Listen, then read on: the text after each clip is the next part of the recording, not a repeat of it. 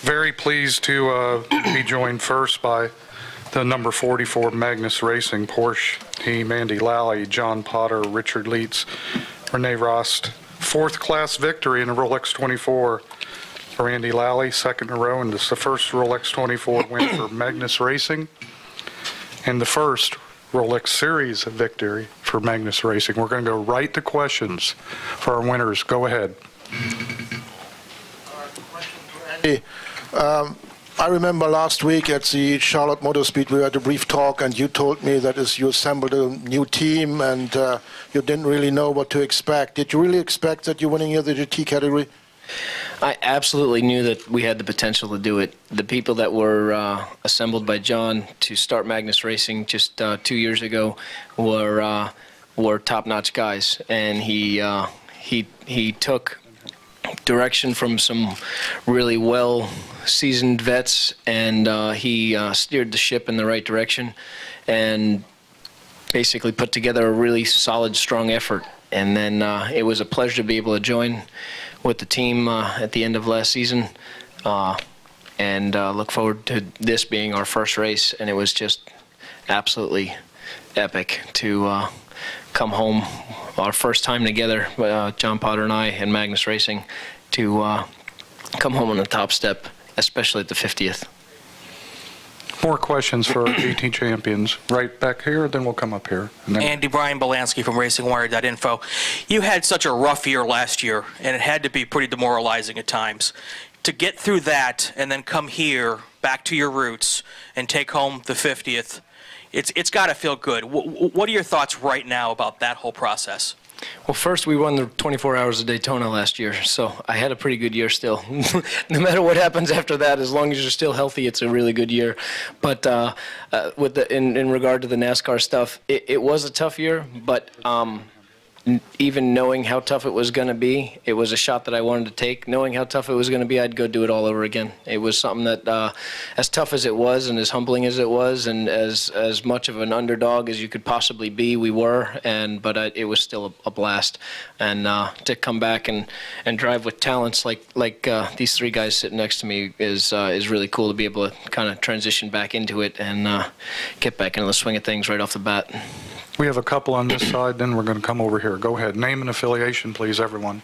Rene de Boer, Autosport.nl. Question to Rene. We rode the plane together to come here. You said it's completely new to me, first time in Daytona. Last year, you won the Porsche Super Cup on the Nordschleife. You won the Super Cup race, the Carrera World Cup. You won the Super Cup race in Monaco. What's still on your list? Yeah, like you said, it was quite a good year last year for me, and this is actually my first race in this new season, and I would like to win Le Mans. That is my next goal. Go ahead. It'll be almost as cool as this.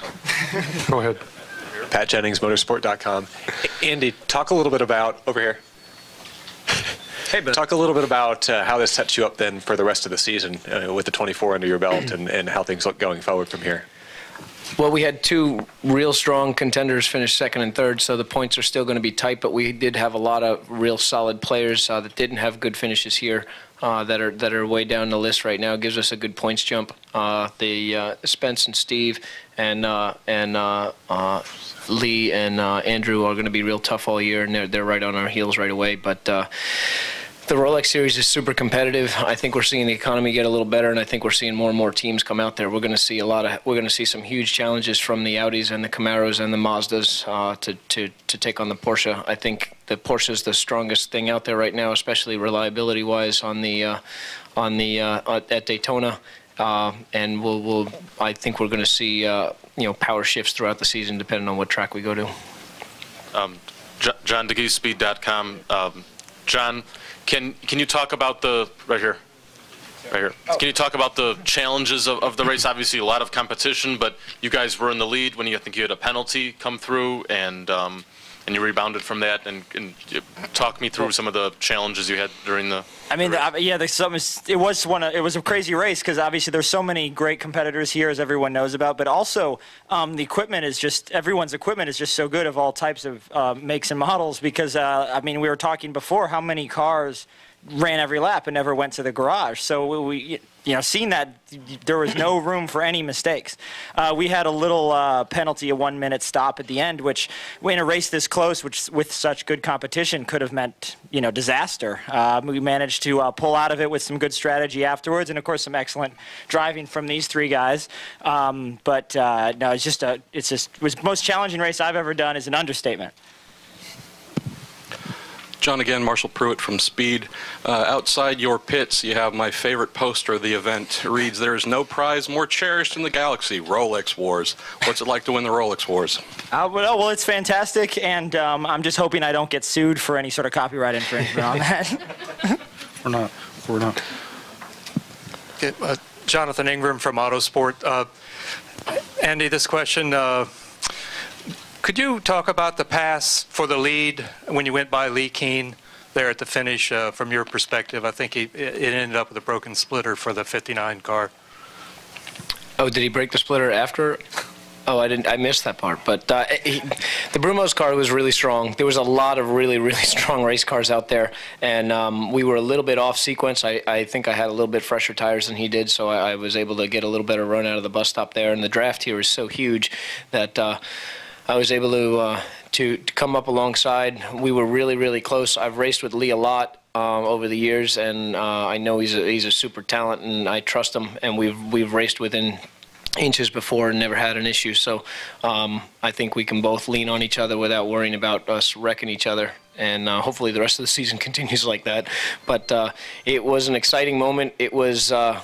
But it was also something where, I didn't think that was going to be the last pass. We had a whole lot more race left in front of us, and when I jumped out, there was still 80 minutes to go, and this guy's a rock over here. Richard Lietz hopped in and went super fast times, trying to hold off another one of the best Porsche drivers out there in the world there, Wolf and Spence and the rest of the guys on that deal.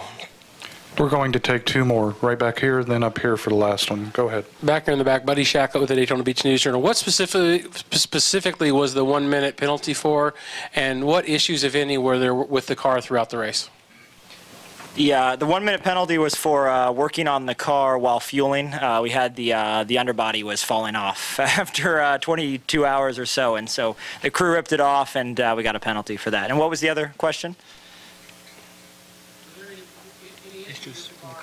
Oh, no, the car ran great. It's a testament to the crew, everyone who worked on it, months of preparation. And no, I thought the car was actually amazing. I mean, I think we could go race it now. It's not an understatement. Absolutely. If anyone wants to take us up on that over here, we could go do a short little. No. Go ahead, our last one. Declan Brennan from SimRaceway.com. This is the deepest, largest GT field we've ever seen, ever in the world, probably. Has that even remotely begun to sink in that you may never win a race quite like this again? I don't think anybody's going to win a race like this ever again. This was, I mean, it was said all months long leading up to this as the entry list grew and grew and grew, that we had 9 different makes of cars and world champions from all over the world, from Formula One to NASCAR to Indy cars to international sports car endurance superheroes, factory Porsche kids like these guys that just fly around at like under qualifying speed laps, and it was pretty cool for Magnus Racing to come out of this. I'm sure the whole entire crew is proud and entitled to a lot of celebration tonight. Okay, GT champions, there they are. Congratulations. Thank you, guys.